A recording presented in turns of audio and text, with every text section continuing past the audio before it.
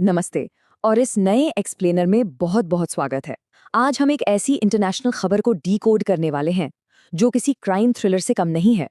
हम बात कर रहे हैं सलीम डोला के प्रत्यर्पण यानी एक्सट्रेडिशन और दाऊद के कुख्यात ड्रग्स कनेक्शन की। देखिए, ये सिर्फ कोई आम न्यूज़ हेडलाइन नहीं है।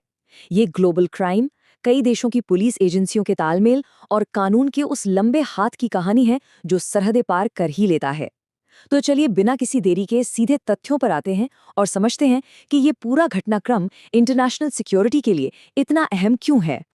तो चलिए सबसे पहले इसी सवाल में गोता लगाते हैं। आखिर ये सलीम डोला है कौन? अचानक से ये नाम दुनिया भर की सुर्खियों में क्यों आ गया? बात यह है कि जब भी कोई बहुत बड़ा इंटरनेशनल क्राइम सिंडिकेट जांच के दायरे में आता है ना, तो उसके पीछे कुछ ऐसे चेहरे होते हैं जो सालों साल पर्दे के पीछे छुपकर अपना काम करते रहते हैं। आम लोगों के लिए ये नाम एकदम नया हो सकता है, लेकिन खुफिया एजेंसियों के लिए सलीम डोला एक बहुत बड़ी पहेली का एक बेहद अहम हिस्सा रहा है और हाल ही के मीडिया रिपोर्ट्स ने इसी रहस्य से पर्दा उठाया है। अब आते हैं इस एक्सप्लेनर के पहले सबसे अहम हिस्से पर, जो है भारत को प्रत्यर्पण। इस पूरी खबर की गंभीरता को समझने के लिए सबसे पहले इस कानूनी शब्द प्रत्यर्पण या एक्सट्रेडिशन को समझना बहुत जरूरी है। असल में ये होता क्या है? सीधे शब्दों में कहें तो ये एक बहुत ही सख्त और औपचारिक कानूनी प्रक्रिया है। इसमें एक देश किसी ऐसे व्यक्ति को दूसरे देश को सौंप देता है जिस पर उस दूसरे देश में कोई बड़ा अपराध करने का आरोप हो या उसे वहां सजा मिलनी हो।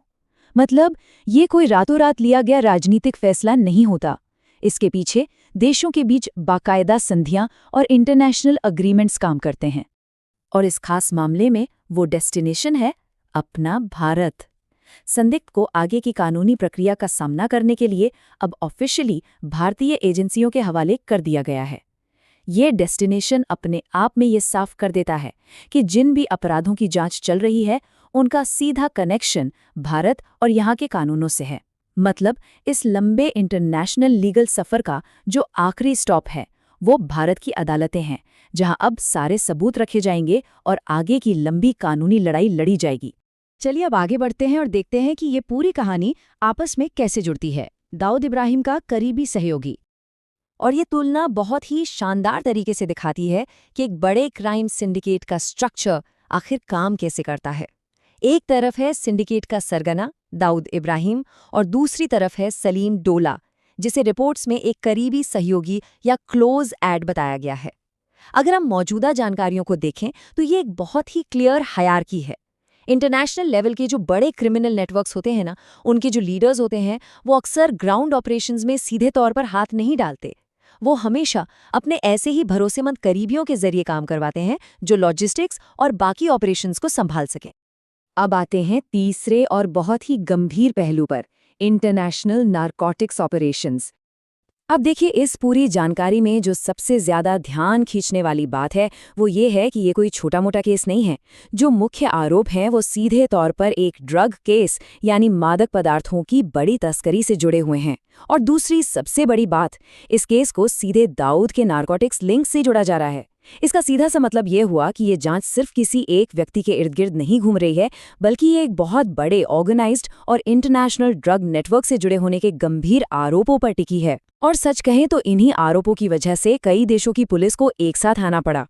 तो इस पूरे घटनाक्रम का सबसे अहम पॉइंट ये है कि चीजें एक के बाद एक कैसे हुईं।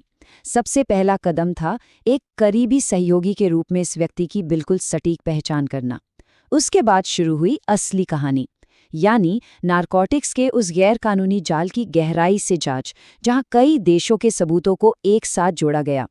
और फिर आता है आखिरी कदम, उन पुख्ता सबूतों के आधार पर भारत में इस व्यक्ति का सफल और औपचारिक प्रत्यर्पण।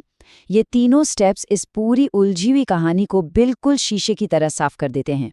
इस पूरे एक्सप्लेनर के खत्म होने पर एक बहुत ही गहरा सवाल जहन में आता है। जब किसी करीबी सहयोगी या अहम संचालक को ऐसे नेटवर्क से हटा दिया जाता है, तो उस विशाल इंटरनेशनल नारकोटिक सिंडिकेट के पूरे ढांचे पर असल में क्या असर पड़ता है? क्या ऐसे एक कदम से वो पूरा का पूरा नेटवर्क ताश के पत्तों की तरह बिखर जाता है? या फिर ये सिंडिकेट्स इतने फ्लेक्सिबल होते हैं कि रातों रात कोई दूसरा शख्स उसकी जगह ले लेता है? इस अहम एक्सट्रेडिशन का इस काले कारोबार के भविष्य पर क्या असर होगा, ये देखना वाकई दिलचस्प होगा। ये एक ऐसा सवाल है जो ग्लोबल सिक्योरिटी के भविष्य के लिए बहुत मायने रखता है। इस एक्सप्लेनर में हमारे साथ जुड़ने और इस विषय को गहराई से समझने के लिए बहुत बहुत शुक्रिया।